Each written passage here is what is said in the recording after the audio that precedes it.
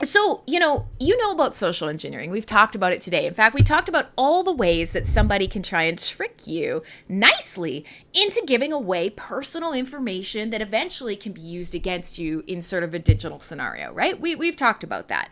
But this one is new and a little different, and it's something that I just want to remind you of because it's going to become probably one of the de facto ways of losing control of your accounts. Discord is one, but many other accounts are starting to do it. And that is your telephone. And you know for a fact that your smartphone is horrible. It tracks you wherever you go. You know all of these things, right? You know that these are bad, but we love them anyways. They're both simultaneously the strongest and most powerful item in the universe, and also, the downfall of civilization. With Discord, one of the things that you might have noticed is sometimes you move from device to device. You move from your laptop to your PC, wherever you go and whatever you do, you're just like, oh, I just want to log into Discord. Oh, it'd be so much easier if I could just, And so what Discord did is Discord created a magical little backdoor for you. And that is, if you have a phone with a Discord app on it, and you have Discord desktop and you want to go somewhere and log into Discord, you can use this app. Sorry, the background noise is really loud. Let's close that window. You could use this app, create a QR code on the device, scan it with your phone, and the second that you scan that QR code, you are giving permission from your device, your 2FA device, to log in instantly.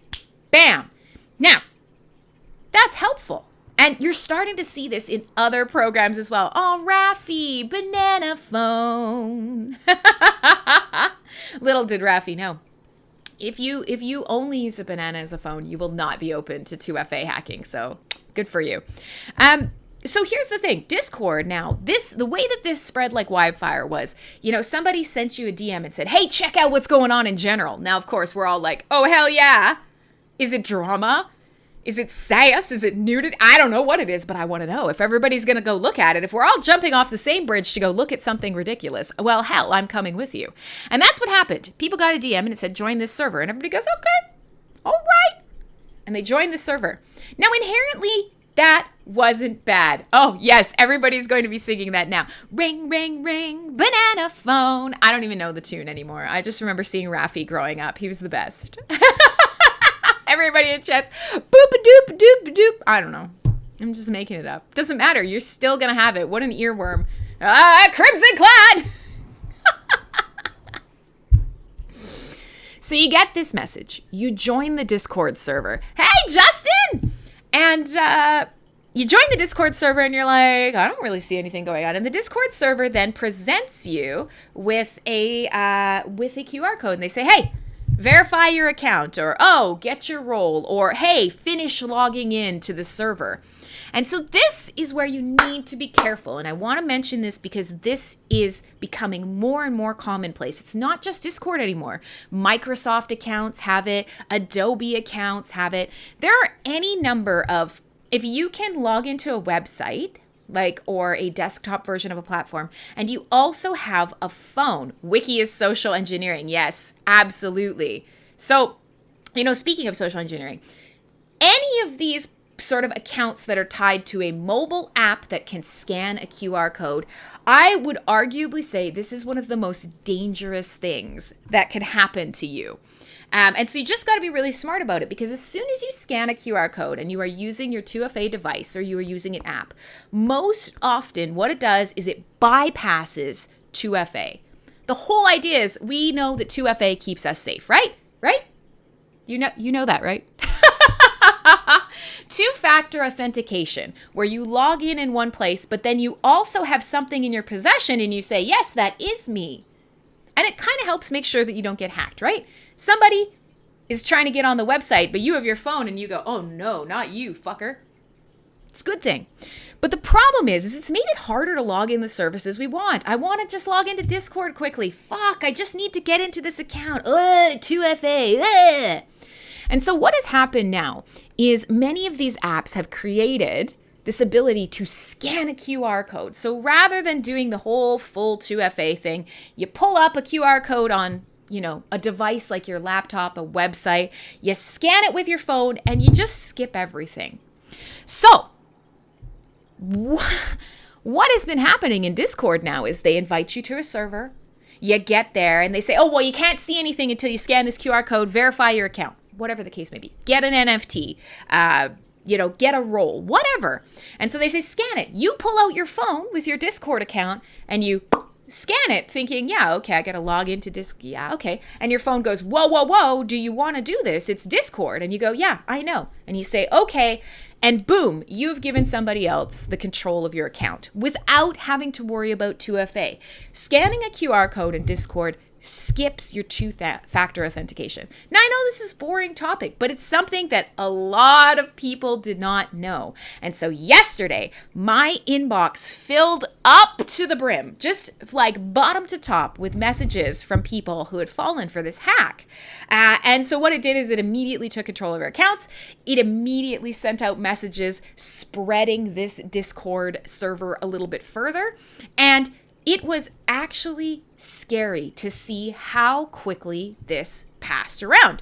So if you haven't seen it, just remember, anytime you scan a QR code from any app to log in, be so sure that it's you that's doing it, that you're only scanning the QR code for yourself, and being really smart about getting into situations where you do scan QR codes. Because in a lot of cases, this is going to be probably the most dangerous next wave of social engineering. It's as simple as, we're people. We don't know what a QR code is, right? Like, we look at it and we're like, yeah, I don't know. Hi, ironclad. I like that. Does that mean that I'm like, real tough? I'm not tough. Ironclad. It's like, that's like I'm some sort of very fancy frying pan. Good old ironclad. But ironclad in being that I legit don't want to, I don't want people in my business. So I'm just bringing this up because since we were talking about, me missing messages and all the rest, I want to remind you that if you use Discord, if you use any app or service that has both a mobile app and web access, QR codes are amazing and really dangerous. Mariano, that's right. You totally did lose control of your accounts there for a while. So you think it was a Fed? I wouldn't be surprised, to be quite honest. Fuck the Feds. But so just keep that in mind, because as I was watching yesterday, I get this, I would get this message from somebody who was like, yeah, go check the server. And the server, when I first got it, I think there was only 1,000 members. And, 10 minutes later, I got another DM who had obviously been hacked. And the server now had 4,000 members. And, 20 minutes later, I got another DM from another person who had been hacked. And the server then showed as like, I don't know, 9,000 to 10,000 people. Mural. Yeah, I forgot what happened. I don't know. Mural is a strange one. So I will say it does look like that server has been shut down. That particular hacking server is gone now, because I go back and I look through all the messages from people who were hacked, and it's gone now. So we'll see, my darling dears. We'll see. But I just want to bring this out because at the end of the day, we are going to start seeing this. Discord is one thing, and it's bad, and it's scary. And if you're trying to wonder, like, okay, will they get control of my Discord account? What can they do? Well, the reality is we trust our friends. We trust our community. Many of you guys send me DMs all the time, or vice versa. But one of the things that happened recently, maybe last year in the middle of the year, was somebody in Discord who is you could prey upon your relationship. And that's the biggest thing with a chat app. Any other app that you get social engineered and somebody logs in, or you scan a QR code, maybe they're looking for your credit card details. Maybe they're looking, for a number of things if there's that type of service in mind. But with Discord, the information that is so valuable is what you send in DMs, number one. Have you sent people passwords? Have you sent people personal information? Have you talked about something private with someone else? That's number one. But number two is they want to prey upon these relationships. If they can see that you have a bestie, if they can, find a message where you said, hey, yeah, can you spot me $10 and I'll send it back, especially in the crypto space. And so last year, what happened was somebody was impersonating me and started messaging a bunch of community members saying, oh my gosh, I quickly need some ETH. I got to make a flip transaction. Can you send it to me? You know I'm good for it. And my reputation actually had some of these people considering sending the fake me some money. That's wild. That's wild. That's great. Like, thank you that we all have such a great relationship and that I've got a trustworthy, I'm not a crook or whatever, kind of face. But the reality is that could have been so fucking dangerous. It could have been so dangerous from all. That could have been so dangerous for all of you. It could have 1,000% resulted in some of you being directly harmed because somebody was pretending to be me. That sucks. So I just want to put this out there. It wasn't what I was going to talk about at the start of the show today, but since we got talking about Discord messages and sort of, are you going to say because my pythons are sick? I do know where the very nearest vet is, but that's because my dog is here and he goes to the vet because these puppies are sick. Today's not going to be a useful day, you guys. We're just going to kick it. See, look, there's my dog just sleeping. Murphy. Hey, Murphy dog. Hey, cutie. Hey, cutie. Yeah, I can't get him in focus. Anyways, so I just wanted to throw that out there. That's it. If you see a message, if you go into a Discord, if somebody sends you a QR code and you scan it and you look at your phone and your phone's like, hey, do you want to log into that place? Don't do it. Don't do it. Can I say it a third time? One more time for the people in the back? Don't do it. Don't do it. Don't do it. It's free real estate.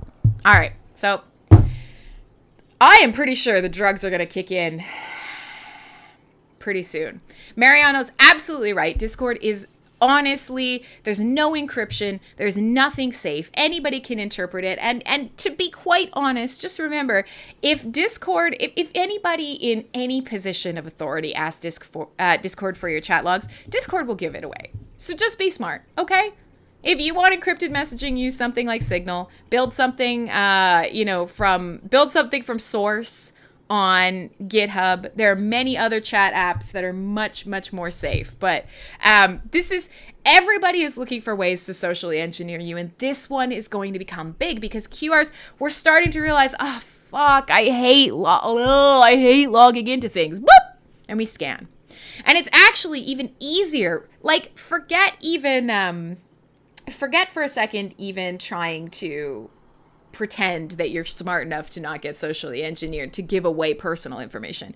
I mean, Christ, I'm a live streamer. I tell you more than enough any day here on one of my shows that you could probably find me. And some bad stuff's happened over the last 5 years. Not bad, but I've had some shady situations. And that's me being mindful of OPSEC, but also understanding that there are trade-offs, right? When you become involved with a community. But so the QR code is actually easier. It's way easier to convince somebody to scan a QR code than it is to gently massage enough personal information about them. Where did you used to live? Tell me about your first, street name and tell me the year of your anniversary. These sorts of things take a lot of effort. But in terms of just getting you to scan a QR code, that ain't hard at all. So protect yourself, babies. I'm going to play a bit of music. I am definitely feeling the vibes here from my little piece of chocolate this morning. I'm very tired. My brain is stupid. I have a big ass cup of McDonald's coffee. Don't judge me. It's delicious. It's black like my soul.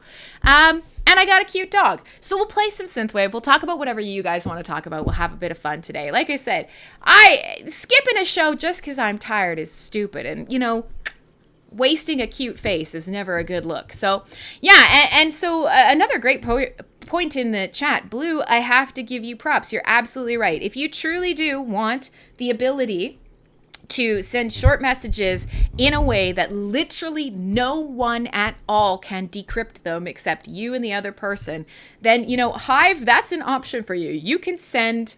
McDonald's actually does count as coffee, and let me tell you why, but let me finish that first bit. I'm getting easily distracted because drugs. The Hive blockchain's a great option. Send a transaction memo. They have a private memo key. You have a private memo key. You must use that. You must use that. And I will say, a lot of people maybe don't realize this, but if you send an encrypted memo on Hive, it is the best way to send a message quietly and privately between you and the other person who holds the keys. However, if you change your keys, and I noticed that some people lost track of this, and so I'm going to put it out there. If you use the Hive blockchain, just remember, if you change your keys, any messages encrypted with your previous keys will no longer be usable. Like, you won't be able to read it. You won't be able to decrypt it. You must have the key that coincides to the encryption. Now, when I send you a memo on the Hive blockchain and I encrypt it with my key and I send it to your key and I use those public key information, private key information, if you change your keys, those are gone. So just one thing to keep in mind, key safety is important on the blockchain. And for those of you who don't use Hive, no problem. But if you want to learn how, send me a message. I might get to it. Let's talk about McDonald's coffee for a second. McDonald's coffee on the West Coast. I live in Canada. Speaking of giving away good OPSEC information, I live on the West Coast of Canada. I live in Vancouver, British Columbia. Beautiful place. We love coffee. We love weed. We love yoga pants wearing soccer moms. We love, fucking granola eating attractive people who do the grouse grind like fucking 36 times in a day. We're a certain breed, but we love coffee. And for a long time, yeah, you're right. Streamers are always trying to get fished. You're exactly right, Justin. We're a date. And it's easy sometimes when you get chit-chatting with somebody, you're having a good time, you're having a lot of fun, you got a cool community that you're starting to trust. Sometimes it's really easy to slip up, right? It is. Absolutely. Totally. A million times I never would have assumed that if you asked me even 5 years ago, the sort of amount of FaceTime or talking that I would do, I would have been like, no way. That's so bad. That's so bad for OPSEC. I'm never going to do that. And of course, here I am. And now you guys know literally everything about me. I'm not on Delta 8. I'm on a 50 milligram THC chocolate. Delicious. Little hazelnut chocolate. Yum. Let me finish the coffee story. Today's dumb. Just let me get through my dumbness. So, here, I don't know about everywhere, but McDonald's Canada anyways, McDonald's on the West Coast, they were losing market share. They were getting destroyed. Starbucks, obviously, huge in Vancouver. All of these Waves Coffee House. There's a ton of places here, especially in BC. People love good coffee. McDonald's was getting absolutely shit kicked by Tim Hortons. Shit kicked. Tim Hortons sucks now. But for a while, when Tim Hortons was owned by Canadians and everything was done in Canadians, Tim Hortons was using something called Seattle's Best Coffee. Seattle being a city in the U.S., just directly below Vancouver on the West Coast. So yeah, Timmy's was the best coffee, the best donuts. That's really all they did. They did soup, sandwiches, donuts, coffee. Bingo, bango, bongo, boom. That's all they did. And they were crushing McDonald's. They had Seattle's best coffee. It was, so good. McDonald's was like, well, fuck. We really need this income stream. So McDonald's was like, we're going to start serving coffee. We need good coffee. We want Seattle's best coffee too. Fuck it. If Tim Hortons can do it, we can do it. And so, yeah. So then Tim Hortons was like, ooh, nah, sorry. And Seattle's Best Coffee was like, ooh, nah, sorry. And McDonald's was in a predicament. They're like, hey, we have McCafe now. We have a whole brand. We want to sell you fucking coffee. Tim Hortons is starting to go down the tube. They've expanded their menu. Everybody is going, Tim Hortons sucks. This is our time. So what did McDonald's do? McDonald's went to Seattle's Best. They couldn't get the coffee directly. They poached the head coffee bean roaster brewer guy. They went to Seattle's Best and they lured the man that makes the fucking coffee away from the company. We can't get a deal with the company. We can't have the same coffee as, Tim Hortons. No problem. We'll literally just steal that guy. We'll just take him. So now McDonald's in Canada here has a roast that basically was created by the guy who's, was working at Seattle's Best Coffee, that made all of the amazing coffee that people at Tim Hortons, raved about. McDonald's coffee now is excellent. Or at least here for, us. I don't know if it's not the same outside of Canada or whatever. But the reality is McDonald's won that battle. They threw a fuckload of money at it. They went out, they committed what it was essentially corporate espionage, and they won. So yes, McDonald's coffee is fucking delicious. So fuck you. So we will listen to some music. We gotta listen to some music today because I'm a disaster. But I will say we can also talk about something else. This McDonald's coffee cup is going to inspire us. Patience here. It is a little Breaking Bad, isn't it? I am the one who roasts the beans. Roasts. Oh, man. Am I allowed to be high on stream? Is that a thing that's allowed? Am I getting banned from all of these platforms? All right. Let's play some music. Do you guys want some music? Let's play some music. Oh, Lord Almighty. Let's, Canadian horror story. A Canadian horror story, Otto, would be like, there is no coffee and there is no weed. That is a Canadian horror story. There's no syrup.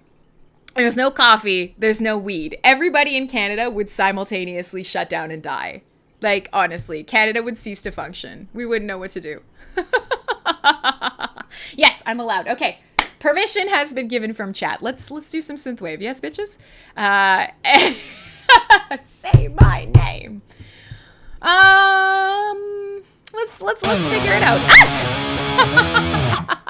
Hey, Mr. D, good to see you. Jeff, thank you for rocking up and following. I'm glad to have you here. We're going to talk more about 2FA, keeping yourself safe on the neenernets, bizarre high lady McDonald's coffee stories. God, I love McDonald's coffee. And that's about it. I don't know. Synthwave. Fun. My name is Crimson Clad, and on Saturdays at this time, this show usually is about, we either talk about the Hive blockchain, we talk about blockchain and crypto, we talk about the retro future, sci-fi aesthetics, weird technology, virtual reality, all that stuff.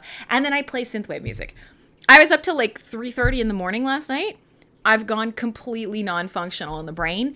I took a nice relaxing chocolate, and today I'm an idiot. So if you want to just hang out with me, it will not be a good show, but we will have fun anyways. Come back next week, it'll be a good one, I promise. Next week, very good. Today, just a disaster. And as long as you know that, then it's fine.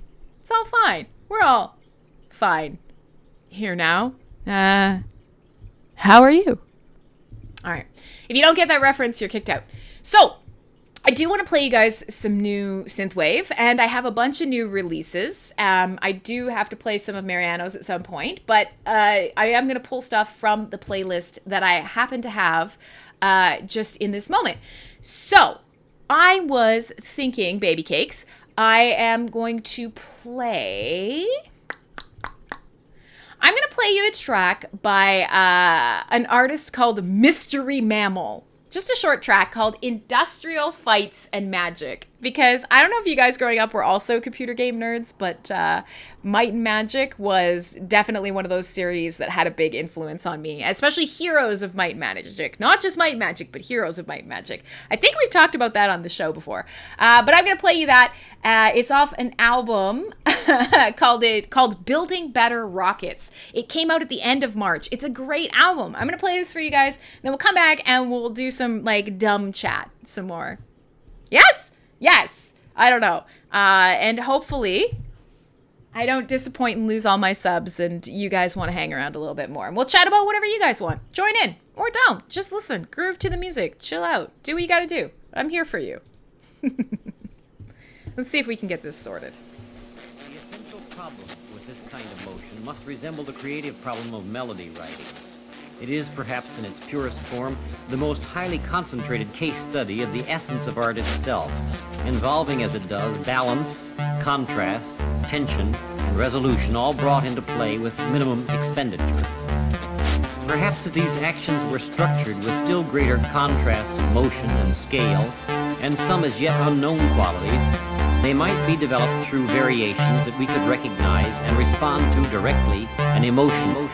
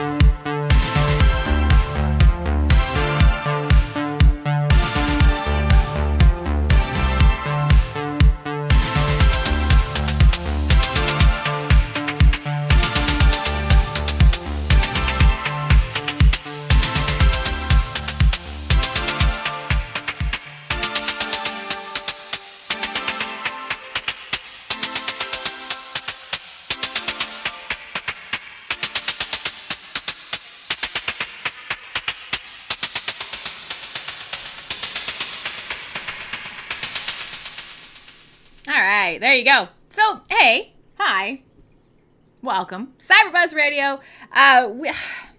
Today's a write-off day. We've been talking about dumb stuff, having a good time.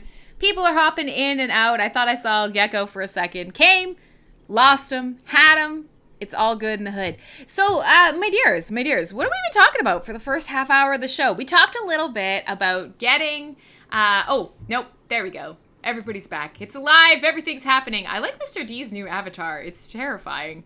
So we talked a little bit about getting socially engineered, and we talked a little bit about, excuse me, got the hiccups now. Yay! We talked a little bit about getting tricked into you scanning a QR code and how that kind of flew around Discord and how Discord's pretty insecure. You know, we realistically haven't gotten a lot of literacy around Discord yet, because just people kind of forget that, you know, yeah, it's just a chat app, but it's a chat app that can really open you up to a lot of phishing or hacking options. And then so after that, we started talking about how in general QR codes to bypass 2FA login, it's a pretty dangerous thing, but it's becoming common, and it will probably become more common. So we were mentioning, listen, anytime that you log in with a QR code using your phone, there's a good chance that you will be giving more access than you mean to give. And it is probably going to be the easiest and number one way that people lose control of important accounts and information. So Be smart and protect yourself. The internet is a scary place, darlings. Then we just got rambling. We got rambling about McDonald's coffee and a bunch of other dumb shit. I will say, thinking about McDonald's coffee and telling you guys about why I think it's good, because, you know, everybody comes for me when I say, yeah, I have a morning tradition on the weekends. I walk over to McDonald's and I get a cup of coffee. And people are always like, oh, McDonald's, you're the worst. McDonald's isn't real food. Well, yeah, I don't eat McDonald's food. Although I will say, every now and again, drunk or high me just wants to fucking crush some nuggets. Absolutely decimate like a 20-piece nuggets. Just fucking destroy them. So there is that. But no, I don't really eat McDonald's food, but I will happily have McDonald's coffee. And so we've mentioned this. Well, everybody's fucking shitting on me for going to McDonald's. It is a Saturday or Sunday morning tradition. It's a good walk. It's usually about 6 kilometers from my place. I take the dog 3 kilometers there, 3 kilometers back. And we go. When I get there, all of the sort of older people who come and have a coffee at McDonald's in the morning, we say hi. I get to know a bunch of people in the community. The dogs get petted by everyone. And usually once a week, the employees get really excited that I come too. So the employees will literally like come out with a little cup of whipped cream, and we'll give like a cup of whipped cream to the dogs. Or sometimes if it's late enough in the day, the employees will cook a brand new burger patty and then come out and feed the dogs a burger patty. Like, yeah, it's true. I'm addicted to McDonald's. That's right. I mean, this body obviously created by eating far too much McDonald's. I'm not skinny, but I'm not fat. Give me some credit, children. But yeah, so I mean, it's nice. It's a nice thing. It's a nice habit. Try and shame me for it all you want, you fuckers. Instead of doing a tea sip at you, I'm gonna do a judging coffee sip at you. So one thing that I will mention that I think is something we've talked about on this show a lot, because we talk about disruptive technology and we talk about the retro future. And obviously one of the things that we often see, whether it's in dystopian sci-fi, old movies, new movies, TV shows, like we've kind of gotten used to the idea of like, boop, right? Like that's the whole idea. Like if we could pick out an entire sort of future tech paradigm that has been created, it is boop. And when I say that, I mean, it's usually near our RFID technology or Bluetooth or QR scanning. And it's the idea that we can either pick up a phone, a watch, our glasses, and just scan something, right? That's it. The whole future from here on out is boop. And there's a reason that I'm going somewhere with this, because that's the expectation, right? We've seen it, all of the retro future stuff from the 80s. It was, a hologram pops up and you boop. Everything is just boop technology. Well, one thing that I don't know if this is just Canada or what, or where you are, McDonald's for a long time had these stupid little stickers. And on every cup of coffee and every hot drink, you could earn these little McCafe stickers, right? And so if you were real fucking cheap, you could go on your coffee cup and you could peel off this card and you could attach the stickers to the card, and after X amount, you filled up the card and you got a free coffee, right? This was a thing. Lots of people love this. We love coupons. We love free shit. We love all of that. Well, McDonald's just announced that fuck this. We're not doing this anymore. Look, Murphy's got it. Fuck this. We're not doing this anymore. So McDonald's has announced, no more. Now you need to download their app.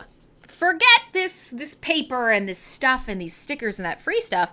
We could keep doing it. It's a very successful program for us, but we can't data harvest you. We can't learn enough about you. You're not using... Aww. They're unhappy that they're not getting as much information as they could. And so here we are moving into the future of boop technology, and they want you to have an app. Now, I don't know where you are. I don't know if McDonald's is the only one that is doing this, but you'll see this with pretty much every single... I touched my headphones. Sorry, guys.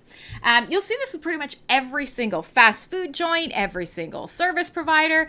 Everyone, everywhere is doing this bullshit. I know, I'm sorry. The headphones, the play and pause on my headphones never works when I want it to. It only works when I surprise myself because I'm waving my hands around like an idiot. That's guaranteed. But so here's McDonald's. McDonald's is saying, fuck you. If you want your free cup of coffee, you need to download our app.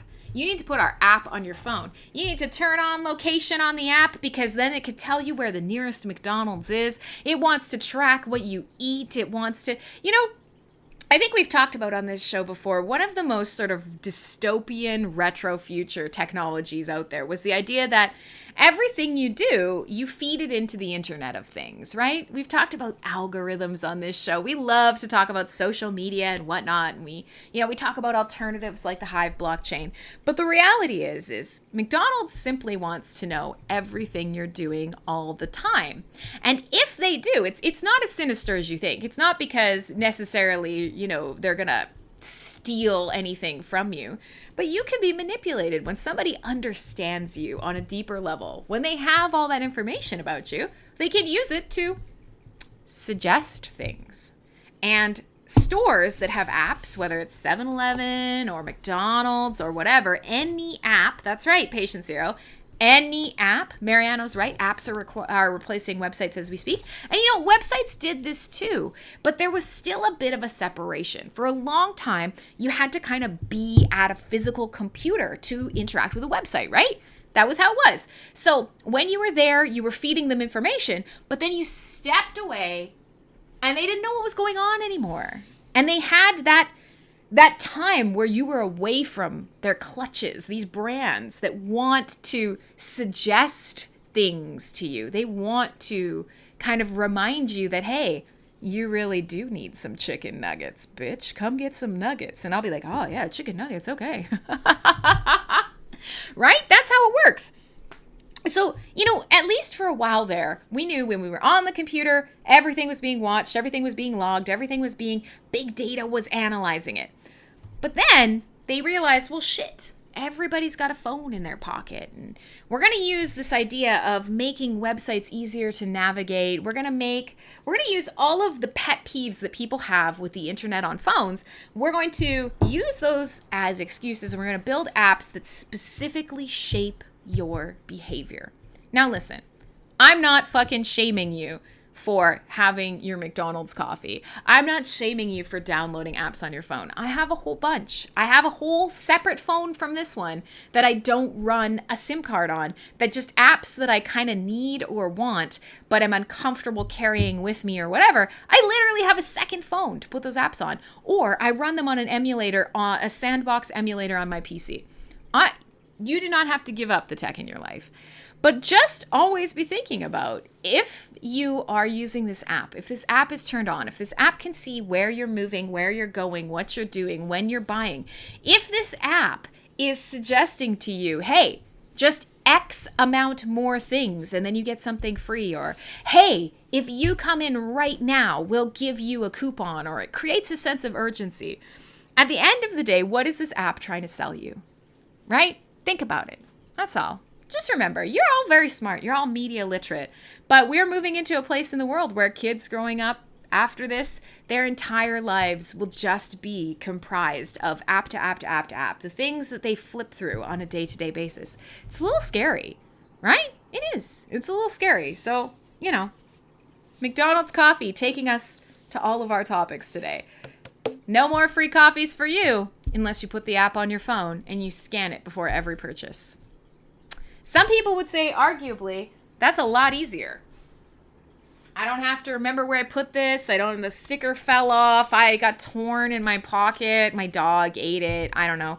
I used to often just throw these in the recycling bin. They're recyclable. There is, without fail, a really nice woman who comes around every day and she checks the recycling on recycling days, and she takes all the stickers and she fills up her own little cart.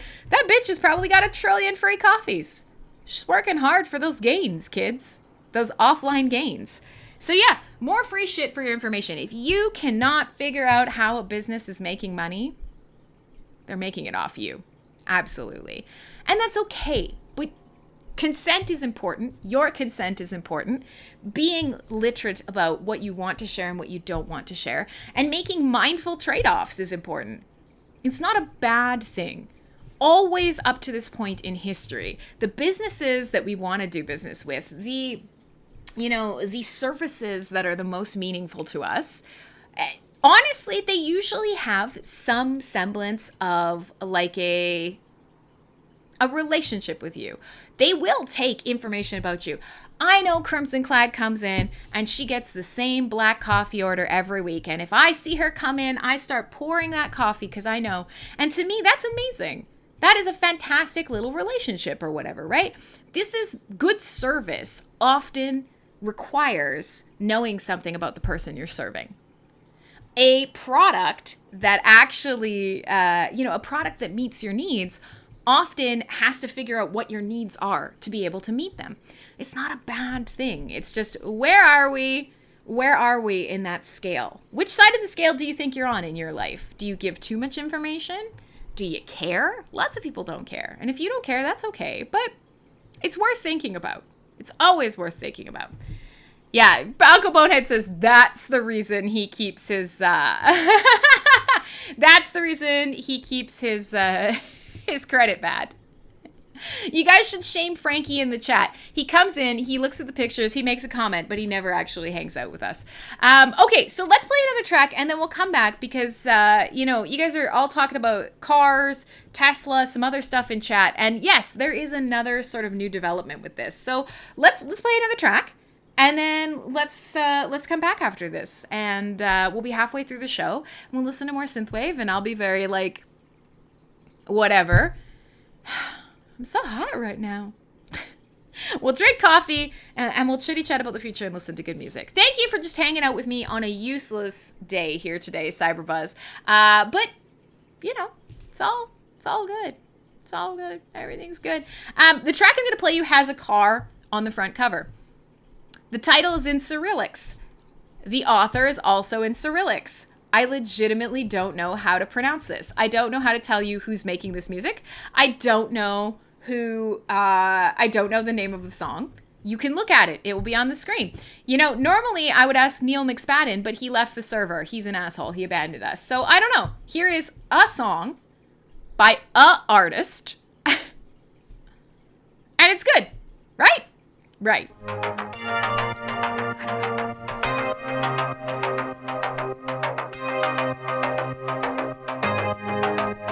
What is that? Look. Right here. How do you say that?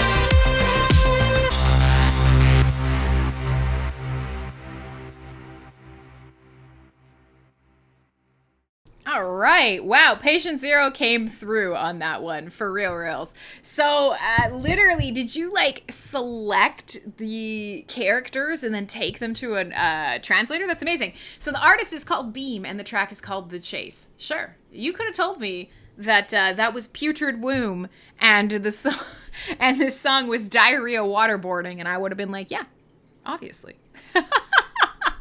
Missed opportunities, friends. Thank you for not taking advantage of me in my slightly out of sorts state. But I mean, on purpose. I'm out of sorts on purpose. I'm tired. We're having a chill Saturday together. My name is Crimson Clad, and this is CyberBuzz Radio, and it's just sort of like a hangout with friends where we chat, we talk about technology, I answer questions about the Hive blockchain or other types of blockchains or whatever, and we listen to synthwave music. And so we do. It's somewhere in between talk radio and a live stream, and it's a delight. It's a good fun. I've been doing this for almost 5 years now. And we've had so much fun. I've met so many cool people, and I have had the opportunity to do a lot of teaching and whatnot. So other things that you might want to know about, DigiCon is on today. I was supposed to be speaking, but I'll be doing it at the next one. So if you're interested in that, you can actually look up DigiCon, DYGYCON. Lots of cool online and blockchain gaming and social programs there that you can go have some fun with. Splinterlands being one of them, for sure. Hive usually is featured there. There's some other stuff going on around the Hive blockchain, and I promise we won't talk about it too much, but one of the cool things that's just happened is that Marky, and for those of you who aren't on the Hive blockchain, this is going to sound confusing, but if you get on the Hive blockchain, I'll be able to help you out. Marky just announced that there's a claim drop. So if you happen to have some Hive punks, believe it or not, you can get some cool stuff. And if you haven't seen this, if you missed out on this, no problem. Let me grab this here quickly. We were talking a little bit about fun games and owning assets and all the rest. Let's do this. One of the things out there is D-City. It's a great game. It started out as kind of like a farming experiment and has grown into a legit super fun game that a lot of people on Hive play. So if you're interested for stuff like NFTs on Hive, gaming, art, crossover between some of the projects, and just kind of getting to know more of what you can do with your Hive account, here is one. So there's a claim drop. We often talk about the difference between airdrops and claim drops and all sorts of things on this show, but here's an opportunity for you. So you can go check that out. Oh, Niall is here. Oh, Niall, you picked a hell of a day. I stayed up till 3:30. I am on the drugs this morning, and this show has been useless. So far, we've talked about McDonald's coffee, not getting fished, Discord as an information honeypot, and I've literally forgotten about everything else because I am intoxicated. Question mark. Oh, so before the break, we were talking a little bit about information, how we've switched over towards apps for everything, but something that you guys mentioned, Mariano and Patient Zero were both the drugs, way better than McDonald's. I know we talked about this, how everybody's going to shame me for McDonald's, and I explained the story about Canada's McCafe McDonald's coffee. Okay? I already told the story. It's very good. I don't give a shit about the food, but on the weekends, I take the nice long walk. Me and the dogs chill. We say hi to people along the way. It's a community gathering place. I get my cup of coffee, and I walk home with the dogs again. It's great. I love it. I don't care. This is a come for me. But listen, talking about cars as information mining. One of the things we started talking about on this show a long time back was how EA ruined video games. And I can say this, I have a lot of people in my life who have worked for EA, Electronic Arts, one of the gaming studios out there. Now, because you know that I do live in Vancouver, EA has a big campus here. EA has a headquarters here. And for a long time, I would actually go visit my friends there and whatnot. And it's a very cool building. EA arguably kind of started the nonsense of microtransactions. And, that has become so ubiquitous with the idea of video gaming now. It's gambling. We had a whole show where we talked about this, the difference between DLC and microtransactions, and how microtransactions of all sorts are really problematic because they're basically designed, much as we were talking about earlier with the apps, they're designed to shape your behavior. They're designed to extract your money from you. And honestly, they're really not a game mechanic per se, but they have taken over gaming.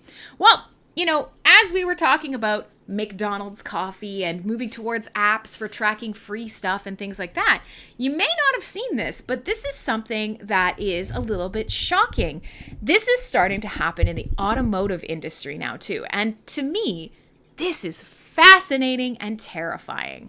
So we know that as technology moves forward, we get fancier and fancier shit, right? We get fancy shit. And out there on the internet, in the blockchain space, in the streaming space, in the social media space, of course, is Elon. Everybody's talking about Tesla in the chat right now. Well, these are cars that are meant to be fancy pants computers, right? They're meant to be fancy computers. One of the things that the video game industry has had on lock for a long time is DRM content, is DLC content. How much should come as part of the original cost of a game? How much should you pay to add things on? Should you pay to unlock something that's already on the disc? Back in the day, you would buy a game and you would play the ever-living snot out of that AAA game. You would play it inside and out, upside down, and then, after a few years, DLC content would be released because you were craving another game, but that studio couldn't commit to making a whole nother game.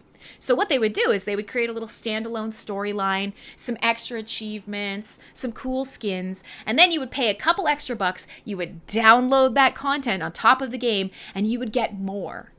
You would pay for more and you would get more. And it was the best. And if you were really, really good, you'd wait a couple of years for the Game of the Year edition and you'd get it all packed in. Oh, fantastic. The consumer got what they wanted. The studios got what they needed in terms of extra revenue, time to make new games, but, being able to refresh old games. It was a good relationship. But something happened. Something happened along the way, and many of you guys probably know this. Content would be created and put on the disc and then locked behind a paywall. So you would get a full game. You would get a big fuck off disc and you would finish the game and then the game would be like, well, hey, you want to play a little bit more? Just download this key. It wasn't even DLC anymore. It was literally holding content hostage on the disc that you were playing from. That was shitty. That was real shitty. And as we move forward, here's EA with Battle Royale games, with all sorts of things. And then they started saying, well, you could grind for something. Because that's what video games used to be. You had to work real hard and you'd earn that skin. You'd earn that weapon. You got to fucking play 57 matches and you have to have a 25% win rate. And you have to, whatever the case may be. But then they were like, okay, but that's not fair, is it? So let's just make people pay for it. And that was the beginning of the end. Microtransactions, opening loot boxes every day, paying for chances to get something that really meant nothing. But people fell for it. And once that became entrenched in the video game methods of, making money, everybody else in the industry was like, subscription models. Seasons. Unlockable content. Day one, unlockable content. And so here's the terrifying thing is as other items in our life become more technologically advanced, I don't know if you missed this, cars are one of them. And now BMWs and other brands out there, Tesla from day one, their products had it, you can pay for subscription services for your vehicle. Now, I'm not talking about Sirius Radio. Okay, yeah, sure, X amount a month for, a specialized radio service. Okay. No. Do you want better headlights on your car? Do you want, what do you want on your car? If you do, it's there. You can see it. The infrastructure is already created. Like your car has heated seats in a BMW. Do you want to turn those on? Okay. $18 a month. How do you feel about this? Because this is unbelievable to me. The idea that your car has features that are already built into it. It has all of the ability to do these things and used to come either standard or as a higher trim level. Before, if you wanted specialized features like heated seats, you would pay a bit more up front. Okay, not anymore. This is now officially a subscription. Oh, maybe you only need heated seats for 2 months in the winter? That's fine. $18 a month and you too can have the toastiest buns on the block.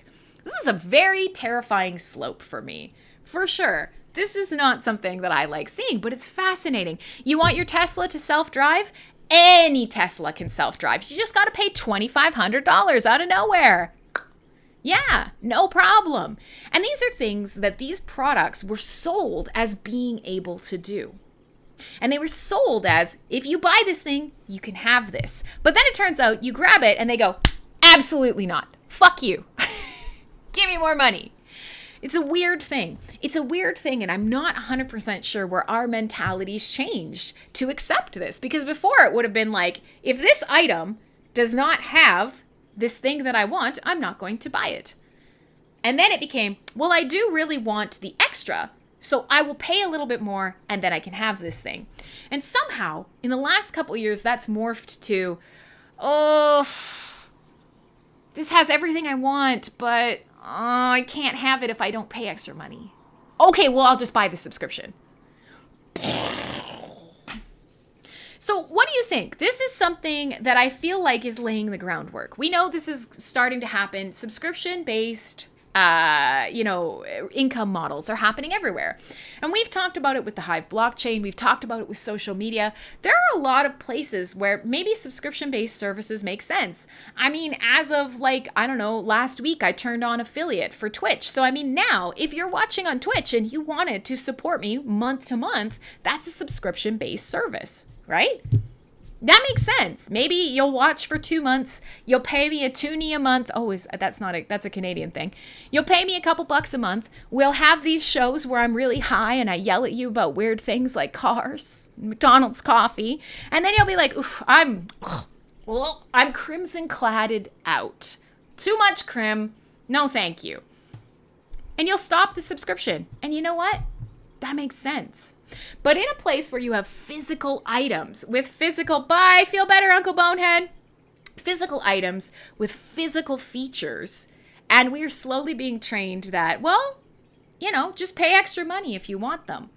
I'm not sure how I feel about this. And so as we're talking about cars as these new sort of data harvesting vehicles in both senses of the word, it's a fascinating thing. Your car now, with your onboard diagnostics and your onboard GPS and all of these features, your car knows, well, Crim's bum is cold today, but she's driving specifically through this area. And you know what? I noticed she makes this trip every weekend. Do you think maybe she's driving to get a McDonald's coffee? Maybe I should put on a McDonald's commercial, and then I'll ask McDonald's for kickbacks because I know that I helped her go there every weekend. Whatever the case may be, data analysis and data manipulation is one of those things that's very, very fascinating.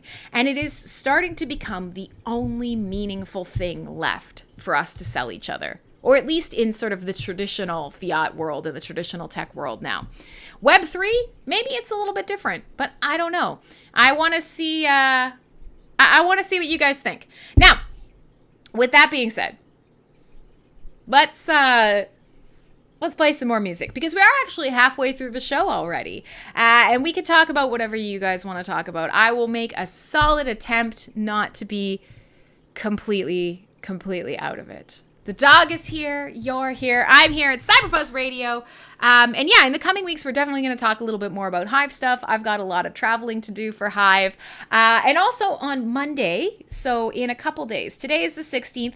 On the 18th, I will be doing an AMA with a couple of different companies out there, talking a little bit more about Hive and Hive features. So if you want to catch that, I will share some of the details. They'll be going out on all of the Hive blockchain social media as well. So if you want to catch that, that's great. But today it's just Crim. It's just Crim. It's just the retro future. It's just CyberBuzz. And it's just for funsies, kids. It's just for funsies. I'm going to play something that's not super, super synthwavy, but it's an artist that I really enjoy. So I'm going to play a track by Cinnamon Chasers. The group is called Cinnamon Chasers. And they do sort of like ambient electronic music. I don't know. They're fun. They're kind of pop. They do a little bit of everything. But they put out an album in 2021 called Doorways, and I'm going to play you a track off that album. So we'll see what you guys think. We'll see if you enjoy it. It is called, indeed, Looking Through Doorways. Here we are on the cusp of a new future, just peeking through to see all the terrifying things that are out there and that are happening. And, you know, some of it's good, some of it's bad, some of it's big brain energy, some of it is a horrible, horrible conglomerate tech manipulation. Whatever it might be, I'm glad you're here with me, and we'll see what you guys think of this track.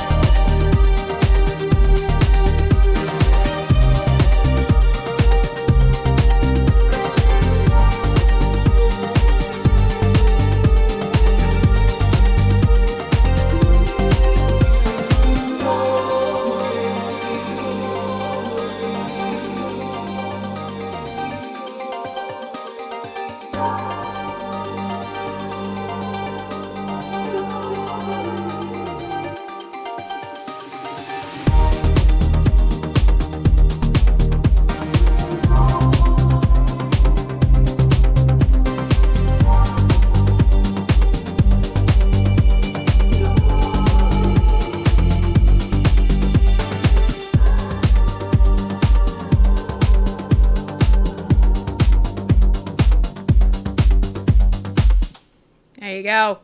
All right. So hey dudes and duets and whoever is still here. I see some people are hanging out on Twitch. I see people on Theta, on Trovo, on Twitch, wherever you may be watching Vim TV, a blockchain decentralized solution.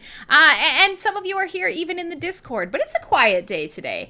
I want to throw out there that, your weekends are precious. Thank you for spending them with me because, it is. It's a weird time for people on one side of the world. It's, 7 o'clock at night. You're probably finishing up your dinner, getting ready to go out. For people on the West Coast, it's the middle of your day. It's lunchtime. You're trying to run errands or go do things. Like, it's not lost on me that this is an inconvenient time. So I always love that you guys are willing to come hang out with me because, you're giving up your personal ability to have fun or do things when you're here hanging out. But anyways, today has been quite entertaining. I'm very tired. I'm a little bit high. Rocked up at 3:30 last night, slept in my fucking gym jams and my makeup, rocked out of bed, popped onto CyberBuzz. So we've been chatting about a bunch of random stuff. We're just hanging out as friends.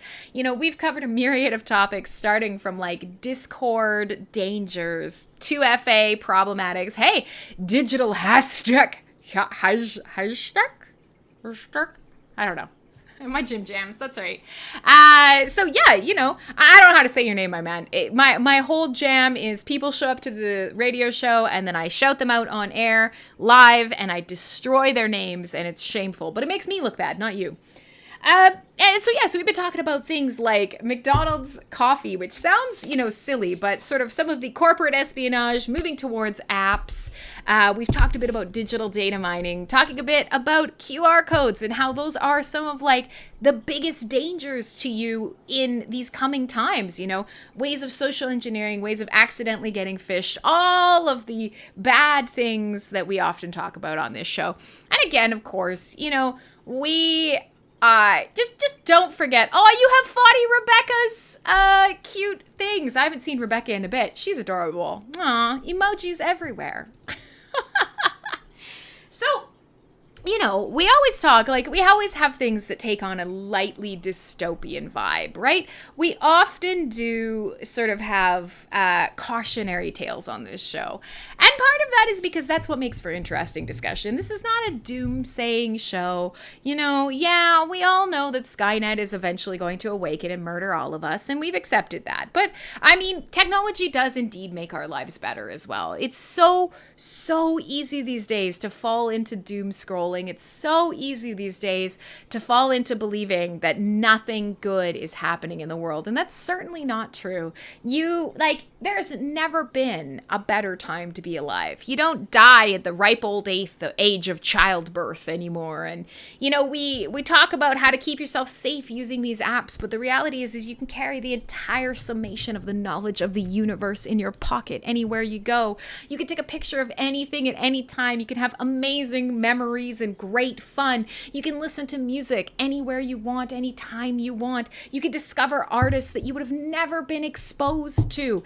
You can find anyone with any interest anytime and form a community. There are a million reasons why technology is so great and why we are, blessed AF. Hashtag blessed. So I'm just saying, it's good. Any conversation that we need to have and anytime we want to have some fun, you look at the good, you look at the bad. And often by looking at the bad and having a discussion about it, you learn how to mitigate the bad and you basically end up making your life better. So it's fine. It's fine. It's absolutely fine. But yeah, here on CyberBuzz, it's a crapshoot what you're going to get from day to day. And today, you're not getting much, but I'm happy to have you anyways.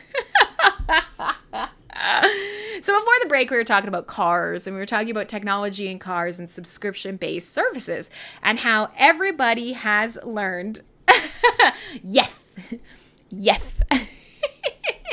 We have blessed. Is that like ASMR? Hashtag blessed. Listen, if you have a lisp, it's very cute.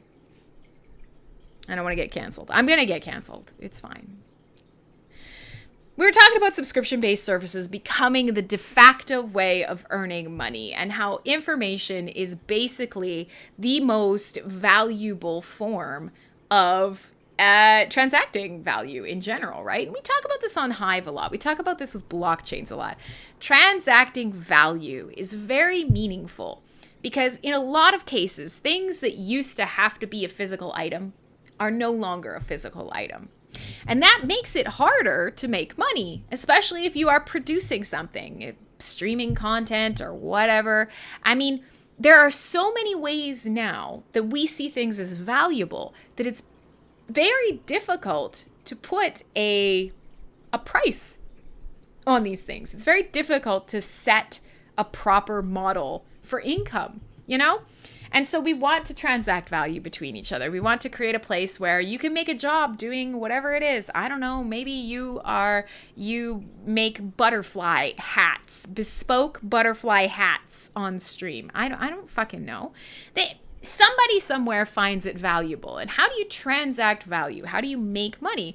Subscription, whether we like it or not, subscription does make a lot of sense. And it's problematic when it starts creeping into areas where there should be certain expectations of service. When you're buying a product, there is a certain level that you expect. You shouldn't have to keep ongoing payments to maintain that level. That's the whole point.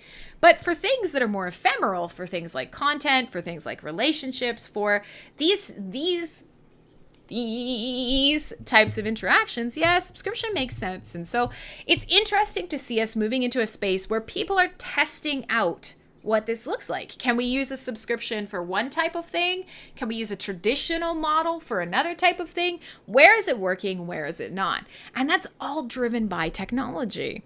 It's an interesting thing, no doubt. And a lot of the things that we talk about on this show are often your ability to be voluntary. And a lot of that comes back to blockchain. And, you know, it's very interesting because I have crossover in so many groups. I am a huge blockchain and cryptocurrency enthusiast. I think it's very important. I love talking about it. I'm also a giant metalhead, and I am, somebody who's quite artistic, but I also work in programming and, some other stuff, development fields.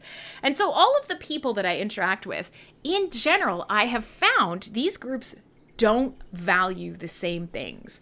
Some of the most fascinating things out there are how much people in the music space or how much people in the development space, if they're not already in blockchain development, but are in traditional development, software or whatever, how much they hate crypto or how much they hate, whatever, people in a decentralized space who are looking towards Web3, they hate those traditional game developers. And I find this so interesting because I find it's getting really, really difficult to have meaningful conversations. And it's also getting really difficult for us as people when we're, here in these communities and having these shows to talk to each other and have these discussions that are sometimes constructive, sometimes negative, sometimes positive, but to be able to kind of acknowledge the good that's going on in one place and the good that's going on in the other and, kind of building off that. People who are really against crypto believe there is no way it will ever be okay to use the energy or harm the environment the way that crypto does. And it's like, that's a very fair take. But we don't think about the environmental impact that other things have, right? And this is definitely something that's come up on the show before where we say, well, but why are we okay with how much energy it takes to run TradFi, to run traditional finances and banks and things like that? Or, why aren't we mad that Amazon streaming Prime takes up arguably all of the fucking energy in the world? How come we're not mad about that? We like our entertainment, but money that I can transact or value that I can transact between me and you with no government or no company or no personal interference, why is that bad? What is worth more expenditure? And you know what? The answer will never be the same from person to person. And it comes back to that idea of what value is. What is valuable? What do we do then? If I value something differently than you, we're going to have to figure out how to transact. And it's not going to be for the same stuff. It's a weird time and space we're in now. So I always appreciate when you guys come week to week because we talk about some of the stuff and we don't have answers. We don't get answers on this show either. But I'd like to think that over the course of the discourse, we maybe gain some clarity. Patient Zero is asking, what if having a USD peg on a stablecoin is like a crypto ship with an anchor that's too heavy for the ship? You're thinking of Golos, Patient Zero, the Russian version of Steam and Hive. You're thinking of Golos, Golos. Definitely this is something right now. I don't know anything about Golos. I couldn't tell you if they're pegging to the ruble or not. Stable coins have been a fascinating look at trying to bridge the gap between what some people value and other people's value, and trying to find common ground, right? Why on earth, if you were interested in cryptocurrency, why would you ever want a crypto that is pegged to, a fiat dollar that you're trying to move away from, whether it's with inflation or whatever? And the answer is because somebody else doesn't care about crypto the way you do. They care about the fiat dollar. And if you want to engage with them, their business, if you guys want to transact together, you're going to have to find common ground. And stable coins have been this really fascinating sort of result of that. That's not their only purpose. The other purpose is we know that crypto assets can be quite volatile. We know that. It's just like the stock market and other things, but less regulated. So I want something that maybe can protect me from some of that volatility if I'm not sure what my next move is. Stablecoins are offering that as well. But let's face it, here we are in the bear market, and we've discovered that just because we think a stablecoin might work, we don't always have a good handle on what the market is going to do. And we don't know. These people who are very based in traditional finance in the US or the petrodollar, and people who are interested in crypto, shit's exploding.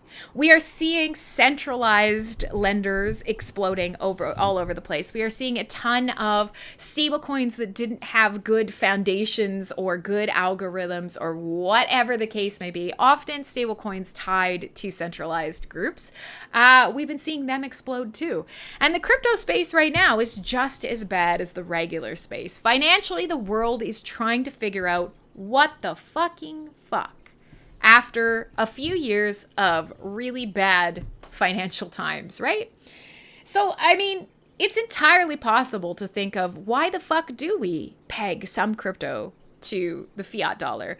Why the fuck do we do a lot of these things? Because they don't make a lot of sense. And they certainly don't make a lot of sense in terms of our goals. But the reality is we do live in a world where some people are going to use a traditional dollar. Some people are going to use crypto. And pretending that those two groups can't work together, can't engage in marketplace behavior together, can't literally just have the relationships between you have a service or a good, I have payment, let us transact. It has to be possible. It has to be possible. And so we're going to have to figure it out. And the only way we figure it out is some of the things we try are going to fail. That sucks. It really sucks. And it especially sucks in a place like crypto, where without some of the regulations or without some of the things that obviously we accept in a traditional finance environment, but that we don't want in a decentralized environment, without them, we have to bear the consequences of these failures. And that's really scary for a lot of people. It's scary for most people. Mess. It's an absolute mess. So if Hive tries to match dollar inflation with HBD, won't that eventually dilute it much similar to the dollar? Well, yes and no, because there are a number of reasons why Hive and HBD kind of won't be in the same. Hey, Askus, haven't seen you in a couple days. Stoked. Thanks for dropping in. Hive isn't necessarily trying to match the dollar with HBD. And that is a tricky distinction. We are not trying to create as much Hive as there is in dollars. That's not actually the idea behind HBD. HBD is a debt instrument. It is essentially a way of creating a little IOU that you always kind of have a good handle on what it's worth. It's as simple as that. And it's a slightly different way of looking at things. We are not trying to peg enough Hive-backed dollars so that there's always a Hive-backed dollar for a US dollar. Now, a lot of stablecoins try to do that. They say, well, USD, let's say Tether for an example. Well, we know that there is more US dollars that were printed today. We're going to need more Tether to represent that on the internet. And so more Tether gets produced, but it's backed by nothing. Tether scares the shit out of me, I'm not going to lie. You're right. In that situation, we are trying to make two assets. We're trying to always keep the crypto asset in line with the fiat asset. That's not what HBD is for. And I think that's kind of important to always keep in the back of your mind. We're not creating HBD specifically to correlate to the US dollar. But when the blockchain does say, hey, I got to cash in this IOU, it does use the value of $1 arbitrarily. Like, that's what was picked. I guess it could have been another number, but that's an easy one. People understand that. They say, listen, $1 worth of Hive, that's what this HBD debt instrument IOU is going to represent. And it's as simple as that. When we talk about inflation and where the numbers come from and when more HBD is produced and when more Hive is produced, Hive and HBD correlate that way. The US dollar doesn't come into play there. It's less important. That how many US dollars exist and how much the US dollar is being diluted doesn't have an impact on how much, we want to have HBD produced or how much Hive we're hoping to hold on to. So I don't know if that actually helps you with your question, but having the USD peg for the Hive-backed dollar is helpful for people who need to think about transacting at a stable amount. They don't necessarily really understand or want to always be tracking the fluctuating values of Hive. HBD is there as, listen, I know I got to hold on to this and I'm going to want some Hive later. I'm going to hold on to this for interest, many of the other reasons. Or I need to pay someone right now, and I know that the Hive price could change, but the HBD price, we can just agree that's $1. It'll make it very easy for us to transact for whatever reason. You're still thinking of it all in Hive. You're still working in the main Hive currency, but there are some reasons that HBD simply makes your life a lot easier, because we do think in that very sort of round $1 Bob number. Now, I can see that some people have absolutely glazed over. Some people have hopped off the stream. I get it. Sometimes I am talking about Hive and I'm talking about blockchain mechanics and I'm talking about that aspect of tech. Sometimes I'm yelling, if you're here on Full Force Radio, sometimes we're yelling about things like uncomfortably long erections and that sort of thing. You never know what you're going to get on one of my radio shows, but hopefully I can keep your attention a little bit longer. I can make you a little bit happy and I can put some good music in your ears.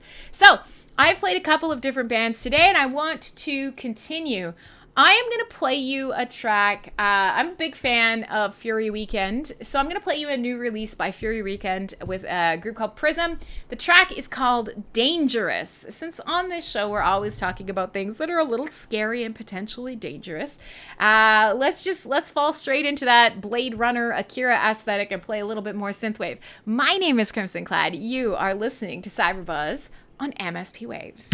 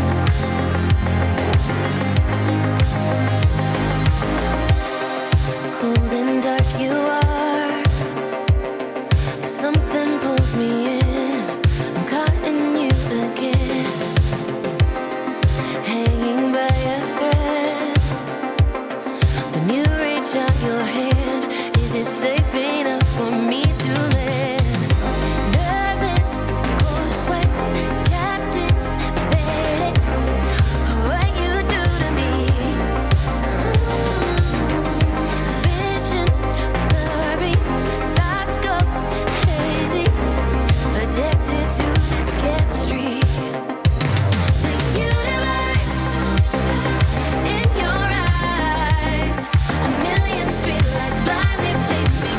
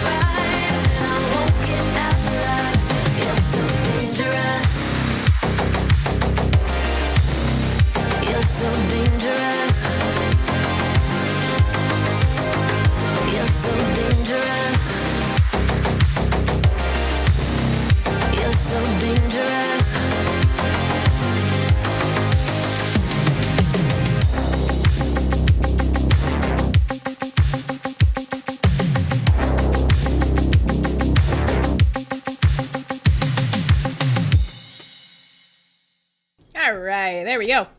So, hey, hello, darlings. Welcome back. CyberBuzz, it is a chill day. Lots of people have hopped in, have hopped out, have been, have gone, have seen, have, what is it, the Vini Vidi Vici of whatever.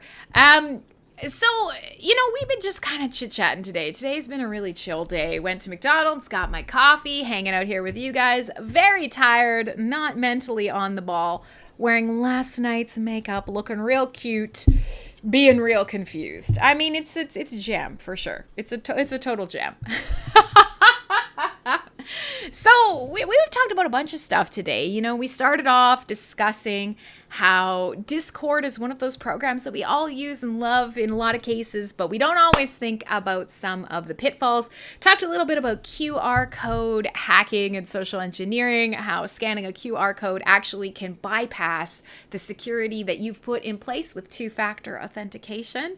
And then rather than moving on down along that super useful topic, we ended up talking about McDonald's coffee and poaching McDonald's coffee roasters and the great Tim Hortons McDonald's coffee wars. And, it took us into a place where we started talking a little bit about apps and services and how, apps really are specifically meant to control and shape your behavior. And yeah, a lot of them absolutely do bring benefits to your life. But of course, what's that trade-off? And, how do you mitigate that? And do you care? And if you do care, great. And if you don't care, also no problem. Blue Robo isn't listening, so he didn't necessarily catch the answer to the talk about the dollar inflation. The reality is, of course, any currency can be inflated away from under us if we create too much of it. And there are many great articles out there, and I can actually grab some if you want to talk a little bit about, okay, so what's the difference between what happened with Solana's stablecoin and why would necessarily Hive stablecoin not follow the same path? And we could bring those up. They're great reading. So, to go a little bit more in depth, but a lot of it comes down to we have non-hard fork requiring consensus changes that the interest rates can be changed if that number needs to be massaged. We have a number of different kind of aspects on why we wouldn't see the same sort of catastrophic collapse in our stablecoin. So yeah, we talked a little bit about Hive stuff before the break. And then we were also talking a little bit about subscription services and how subscription services kind of started in the digital space. We talked about microtransaction models and video gaming, and it's just kind of been a real mixed bag on the show today. So I will be replaying this on the YouTube if you guys want to catch it, but it's been a fun one. And at the same time, I feel great. I am definitely under the influence, and I am struggling to repeat any of the things that I said already. It's literally moving, going out of my brain, gone forever. It's a mystery. Okay, so we now have less than half an hour left in the show. I'm going to want to play at least one more song. So the reality is we're kind of in that last 15 minutes where it's kind of like call-in radio. We're just chatting about the stuff that makes us happy, questions and comments and things that may come to my mind. We're kind of unofficially in the ass end of the show. Oh, goodness gracious. But yeah, so I will be doing some AMAs this week, and the first one being Monday morning, 2 p.m. GMT. So I will definitely be doing some stuff Hive related this upcoming week, if you care. If you don't care, no problem. It's A-okay, fam. The next time I'll be here will be for Full Force Radio on Thursday night, and I got to figure it out. Everybody's been asking me when my 5-year radio celebrations, streaming, whatever celebrations will be. I don't know. Sometime this month, maybe. Summer is tricky, and I'd love to hear sort of what's going on for you guys. Because, of course, Not all of you are in summer right now, but for me, this is that time of year where everyone is getting either married or going on vacation or, work deadlines are crazy. There's just always something going on. And it can be really tricky for me to meet my schedules. And I know for many of you, it is tricky as well. So I'm always glad when you are willing to rock up and hang out on any one of the platforms. And it's been very cool seeing people jumping in and subscribing this week. I've got to figure out what I'm going to do to make that worth your while. But, if you are willing to help me out, then that's very cool too. So stoked. So music-wise, I'm going to play at least one more track. And I've been thinking about some stuff to share with you guys. I've been sitting on an article for a while that I was going to mention. But then, we got talking and I didn't want everybody else to think that scary stuff is happening.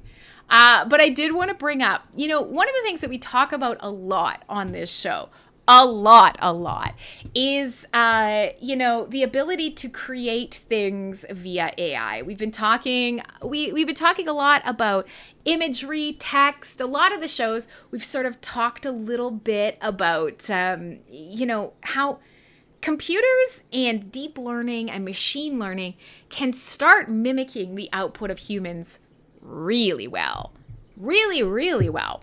And, we've had a bunch of shows over the last month talking about AI imagery and, the changing place of art jobs. We've talked about, writing prompts that are produced by AI. We had an entire show where we discussed facial recognition and how to actually kind of fool some of the programs that are out there working on facial recognition. Well, in that vein, one of the things that I saw recently and that I've been wanting to share with you guys is there are some pretty crazy new facial character creating tools out there. And so this is one of those things where, I didn't really initially want to talk about it, but it's very fascinating. And so, VR is one of those things that the more realistic it gets, the more sort of immersive it gets, right? We want to see these VR fantasy worlds that feel incredibly realistic. And one of the hardest things to do, you can make any environment feel immersive. Good sound, great lighting, really neat aesthetics. You can give an environment a sense of place. But when you see a human, we have something called the uncanny valley. Even though it looks really good, the closer it gets to looking like a real human, the creepier it is. And the more you're like, something is wrong in your brain. That's been a real problem for VR, realistic humans, and video games in general, entertainment in general. Well, one of the things that has been coming up over the last couple of weeks is the ability to create better, more realistic people. And in fact, to be able to generate people, maybe even that you recognize more easily. And so Epic Games is a company that has created the Unreal Engine. And for a lot of you, you play games based on Unreal, and you probably don't know about that at all. You probably don't care. You probably use this product, but you don't ever actually acknowledge it. So one of the things Epic is doing now is it's created something called MetaHuman. And it's a tool that specifically exists to help create better 3D character models, better realistic looking people. The idea is that character creators up to this point, whether you're a developer or a game player, they're a bunch of sliders, and the first thing you do when you get into Skyrim for the first time or whatever is you smash all the sliders to one end, and then you have a misshapen, horrific looking character with a nose that is so big it actually takes over the eyeball, like eye sockets, and like a chin that's like pointy and stabs through their stomach mesh because, that's what we do. We're monkeys. We can't have anything nice. But with that being said, realistic people being produced in video games, that can be really hard. And one of the things that we talked about on this show a lot is reproducing humans in one way or another. We talked a little bit about how Amazon now has figured out how to reverse engineer text to speech and how they can make a convincing version of your voice by hearing less than a minute of you talking. Well, MetaHuman is going to kind of change the way that we create characters. Before, you need to put the little markers on someone's face and you needed to take a lot of video of their face to be able to sort of, translate that into 3D development. And now we sort of have facial recognition and deep machine learning, and we've got things like deep fakes. It's working out pretty good. But in a video game, you need a model, you need a character. You can't just be creating a piece of video to be played back. You need an actual mesh that can be manipulated in 3D space. That's what this tool is for. And the idea is we will take, face scans of people, or we will take 3D sculpts of people, and we can literally bring you in, smash you into MetaHuman, and have a working mesh of your face pretty much instantaneously. Now, it's not perfect. It doesn't mean that if somebody literally came along with their iPhone and 3D scanned my face, they could pop me into a video game. There's a bit more than that. But this engine is fascinating in that you won't have hair and skin textures. It'll basically be sort of like a creepy doll, an untextured mesh and model. But the idea is it will take the topology of someone's face from something as simple as a scan, the way your nose has a profile, the way your lips move, the unique sort of lines and features and planes and asymmetry of a human face. Take it, instant model, ready to move, ready to animate, ready to potentially put into a game or a 3D compilation. That is wild. It produces all the segmentation so that you can manipulate this mesh, and all you have to do is skin it. So it's early access now. It's for developers using Unreal Engine. This is the precursor to some pretty wild shit, because pretty soon I will be able to take a couple pictures of my face, pop it into a program, there I am. No extra work required. We're not there, but we're getting real close.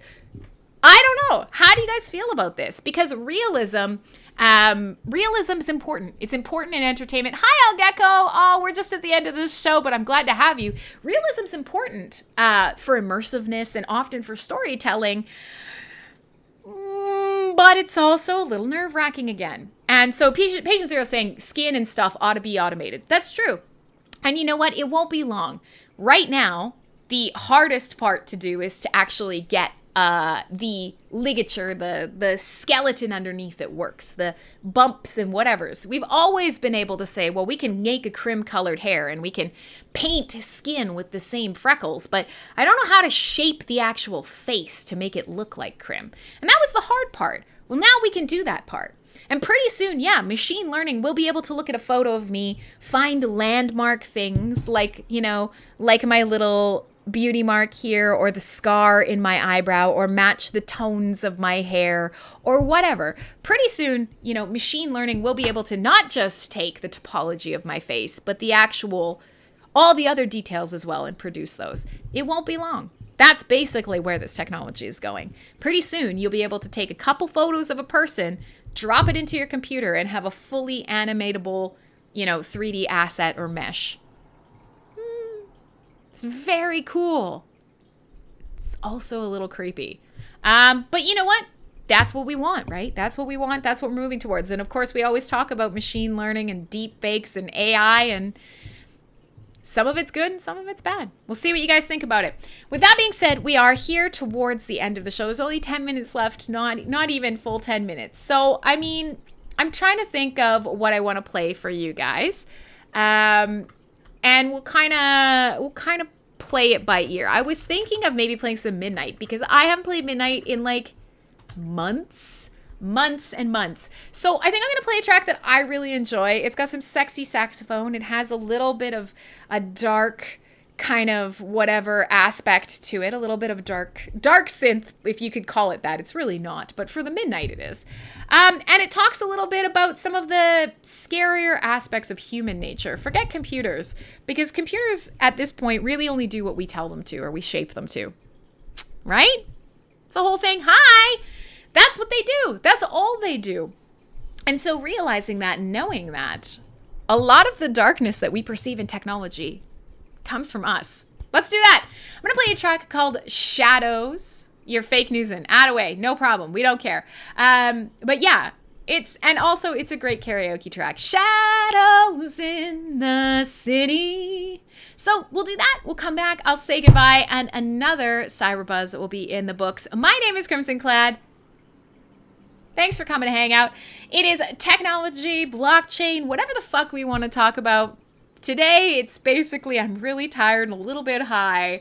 Happy to be here with you and listening to some good synthwave. Here you go. It's Shadows by The Midnight.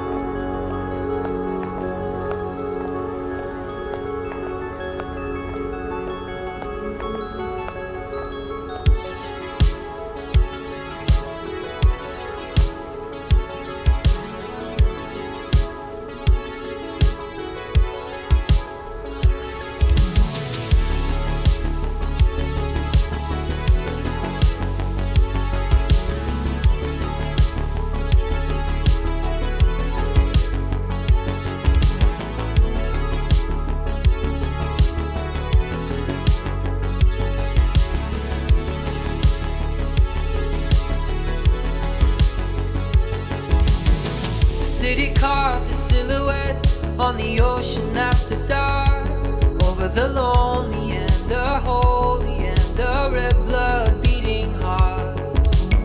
Up from the dirty black water, a shadow void of form raised itself out of the river, and it climbed upon the shore.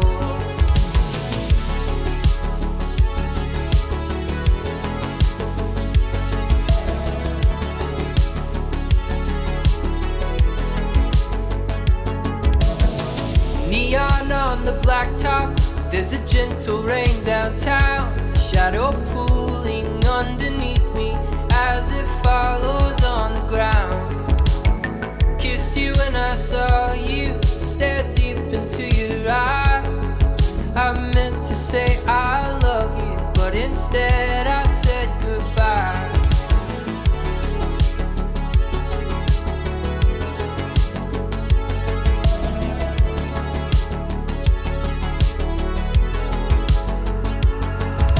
Shadows in the city, I'm a stranger to myself.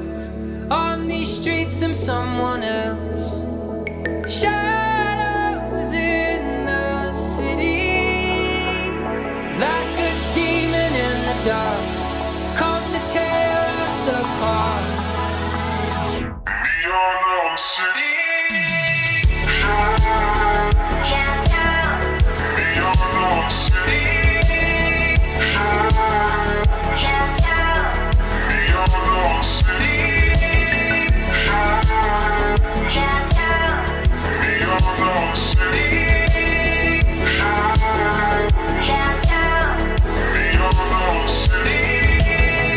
All my good intentions, there's a shadow in the dark. He comes to me infrequently and breaks your perfect heart. I don't know why I do it, apologize, but it's too late. A single tear and you leave me here, and the shadow slips away.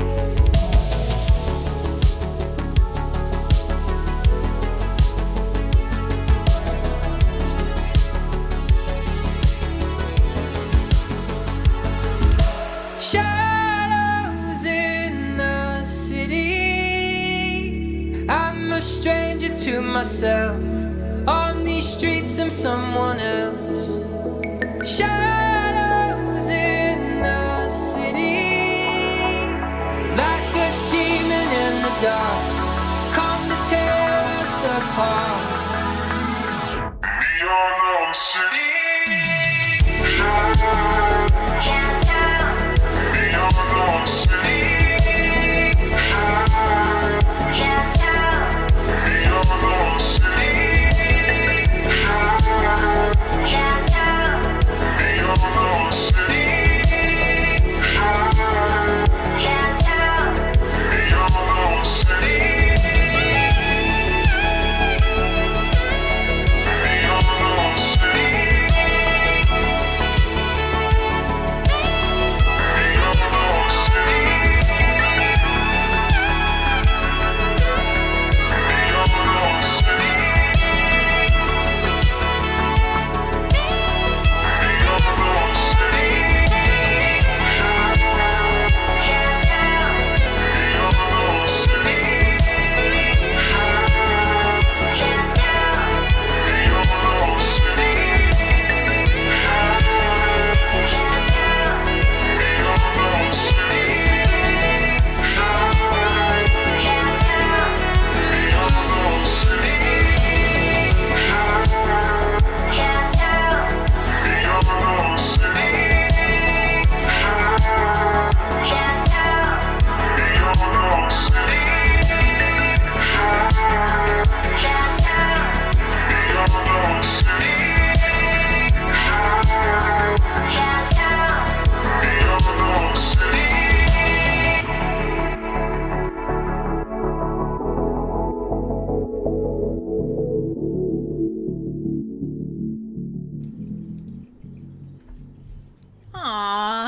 There you go. So, hey, welcome. You guys survived another entire episode of CyberBuzz. Well done, you.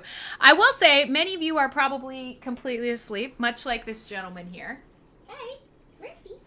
Hi. Oh, hello, wake up. So, I'm glad that you managed to make it through. Hopefully with varying degrees of being entertained. However, we have reached the end of the show. My name is Crimson Clad. Today has been a really chill day. I know I mentioned it in the names of the streams and out wherever you've been watching or listening, you know, whether it's on the actual station at mspwaves.com, here in the Discord, or across one of the many streaming services, or maybe you're watching the replay. I'm glad to have had you. Very chill day. I got no sleep. I have had a couple of mind-altering substances, a good cup of coffee, and some great conversation with friends. CyberBuzz next week will definitely be here. As we move into the next weekend, we'll see what happens, because we're coming up on my birthday, too. And also, all of the weird shit that happens over the summer that needs your attention. But Full Force Radio on Thursday nights. If you need to find out more about that, you can go to fullforce.rocks. And tomorrow, I'm not sure. I think I'm going to try and do some game streaming tomorrow. I don't know. If you have stuff that you want to talk about, if you have shows or music or whatever, send me a message. It will take me a while, but I will get back to it. And I will make sure that you have attention paid to you. Mariano. To whomever, right? I'm just saying. Many of you guys are very gracious in that. I am not great at all of the things that I need to do. I'm often asked to do something for Hive or something for work or something for both. And by the time I get to sort of these personal things and these types of streams and radio, I'm burnt out. It takes me a while to catch up. Many things come first, which means that I'm not always the best person I could be for you. But hey, we're all here trying. We're all here still surviving. So the next time that you can catch me live will be for an AMA for the Hive blockchain on Monday morning. You can check it out at any of the at Hive blocks on social media. But for now, it's time for me to leave. Guys, I hope you have a fabulous weekend. Goodbye.